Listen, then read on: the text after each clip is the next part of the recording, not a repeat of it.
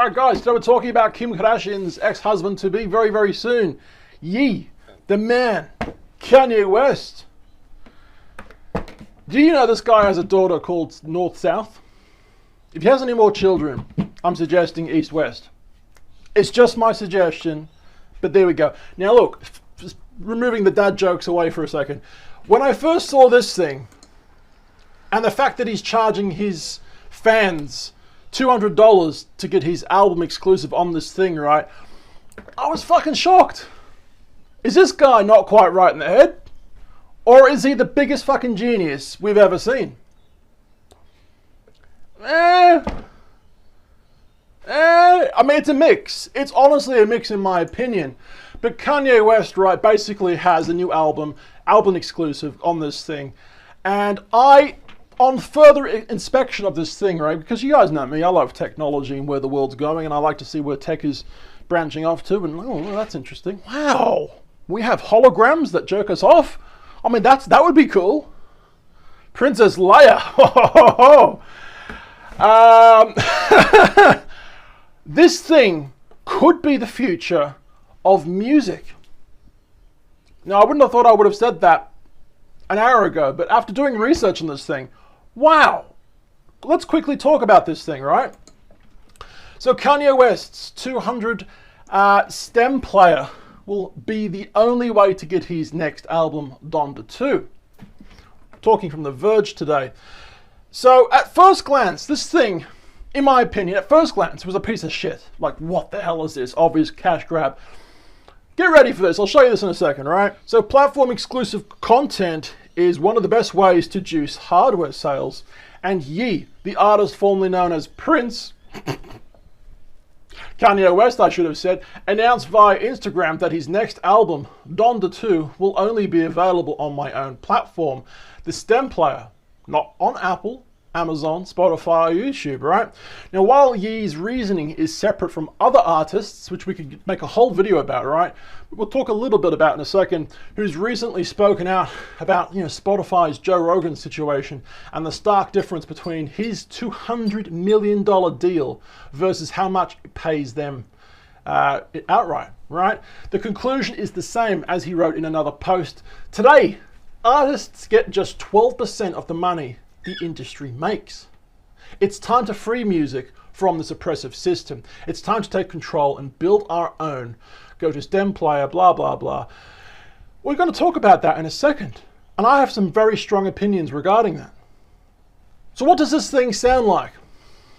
I'm glad you asked. Here we go.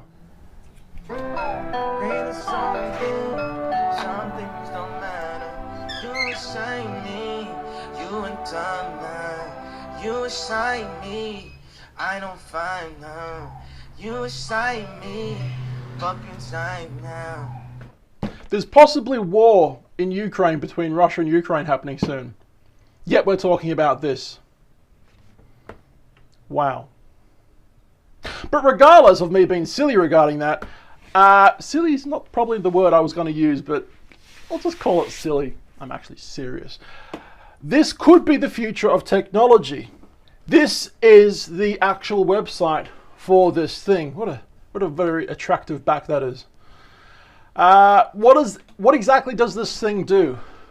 At further glance, this thing could actually be the future of music playing. If I click on video, watch this.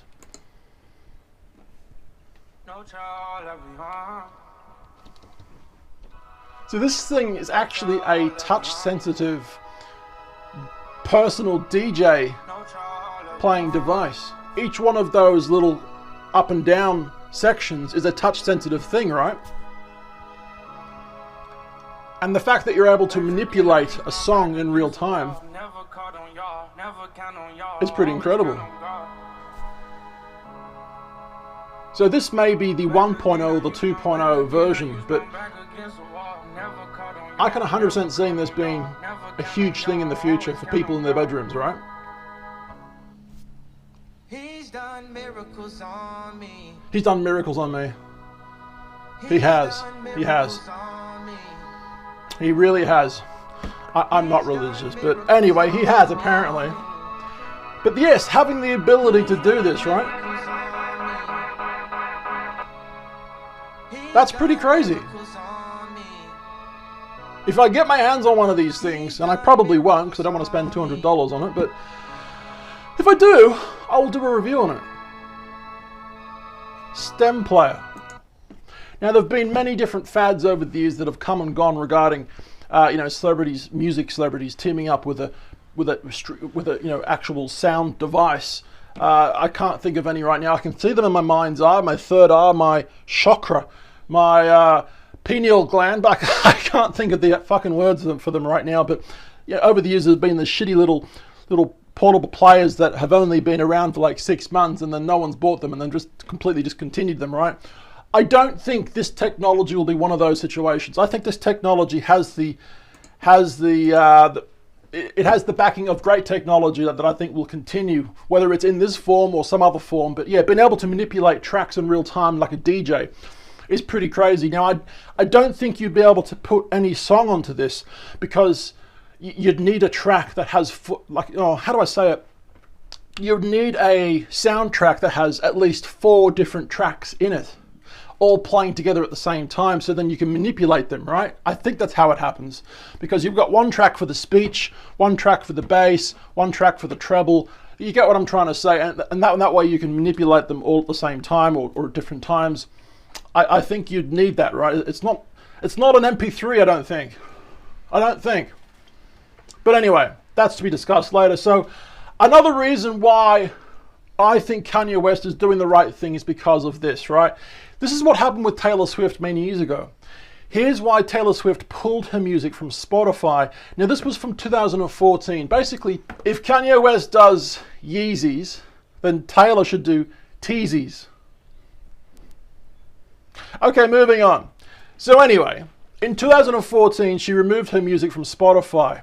So music is art, and art is important and rare. Important and rare things are valuable.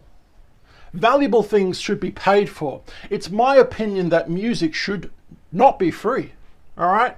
And my prediction is that individual artists and their labels will someday decide what an album's price point is. And I hope they don't underestimate themselves or undervalue their art, right, kind of thing, right? So how much do Spotify artists actually make? Well, artists earn on average less than 1% per play.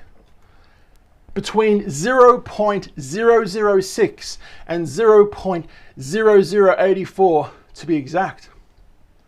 That's pretty terrible. Now, Taylor Swift did end up putting a lot of or all of her music back to Spotify and other streaming services.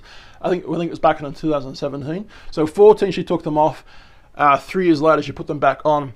I think she was making $400,000 per week in revenue after she put them back on, right? But streaming services, as good as they are, if you wanted to listen to a song back in the day, 10 years ago, you would have had to buy a single. You would have to buy a CD or wait for it to listen to it on the radio kind of thing, right?